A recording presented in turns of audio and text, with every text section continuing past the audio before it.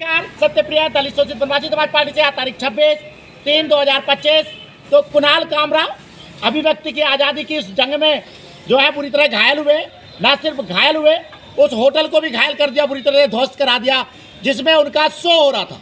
Basic अभिव्यक्ति की आज़ादी के नाम पर जो कुछ हो रहा है, लोग अनाप शनाप कुछ भी बोल दे रहे हैं, राजनीतिक दलों के हथियार बन रहे हैं और राजनीतिक दल जो है ऐसे स्टैंड अप कॉमेडियन उसको हथियार बना रहे हैं। सभी दोषी हैं, कुछ हथियार बनना चाह रहे हैं, कुछ हथियार बनाना चाह रहे हैं और उसका परिणाम जो है अभिव्यक्ति की आज़ादी के नाम पर चलते हुए बुलडोजर है।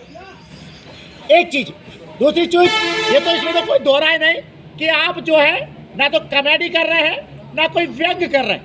आप सीधा सीधा अभिव्यक्ति की आज़ादी के नाम पर जो है सुपारी, वाकई जो शब्द यूज किया, सुपारी किलिंग कर रहे हैं, किसी की मान मर्यादा कर रहे को भंग कर रहे हैं, किसी को आप गद्दार बता रहे हैं और कभी कुछ और असभ्य शब्द यूज कर रहे हैं।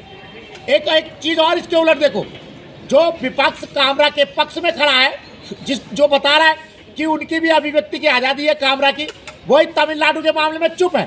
शंकरन जो एक व्यक्ति थे, चाहे वो यूट्यूबर्स थे, उन्होंने भ्रष्टाचार के बारे में बात की। नगर निगम के चेन्नई नगर निगम के जो ट्रक हैं जो कूड़ा भ्रष्टाचार गंदगी ढो रहे हैं, उसके भ्रष्टाचार के बारे में बात की। अब सत्तारूढ़ पार्टी ने उनके घर के आगे गंदगी फेंक दी, मैला फेंक दिया और उनकी माता के साथ अभद्रता करी। सारा देश, सारा विपक्ष चुप है। शंकरन के साथ कुछ होता है तो चुप है और कुणाल कामरा के साथ होता है तो आसमान सर पे उठा लेते हैं। बात वही है, आप हथियार बन रहे हैं, राजनीतिक दल हथियार बना रहे हैं और आप अभिव्यक्ति की सीमा के नाम पर सीमाओं का उल्लंघन कर रहे हैं। दोस्तों, शीर्षासन धरना लगातार जारी है। जनहित याचिकाओं के लिए मैं एक बार फिर दोहरा दूं, जनहित याचिका स्कूली शिक्षा में जाति सूचक शब्दों में कड़ाई से रोक, अम्बेडकर जी को आधिकारिक राष्ट्रपिता घोषित किया जाए, गौतम अदानी, मुकेश अंबानी और रतन टाटा जी को भारत रत्न दिया जाए।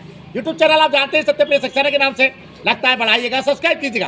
बात अभिव्यक्ति की आज़ादी की हो रही थी, उसके नाम पे हो रही राजनीति की हो रही थी। कुणाल कामरा पे विपक्ष एकजुट है अभिव्यक्ति की स्वतंत्रता के लिए, उसकी रक्षा के लिए, और शंकरन पे चुप है। आप सबसे पहले अपनी मर्यादाओं को निर्धारित कीजिएगा, क्या बोलना है क्या नहीं बोलना है। अगर आप अभिव्यक्ति की आज़ादी के नाम पर, कॉमेडी के नाम पर खुद किसी को निशाना नहीं बनाएंगे, दुर्भावना से ग्रस्त नहीं होंगे तो ये दुर्घटनाएं नहीं होंगी। राजनीतिक दल तो अपना खेल खेलते रहेंगे। उम्मीद है सब लोग, खासतौर से वो जो अभिव्यक्ति की आज़ादी के नाम पर कुछ भी बोलने में विश्वास रखते हैं, इस घटनाक्रम से जरूर सबक लेंगे। धन्यवाद, नमस्कार।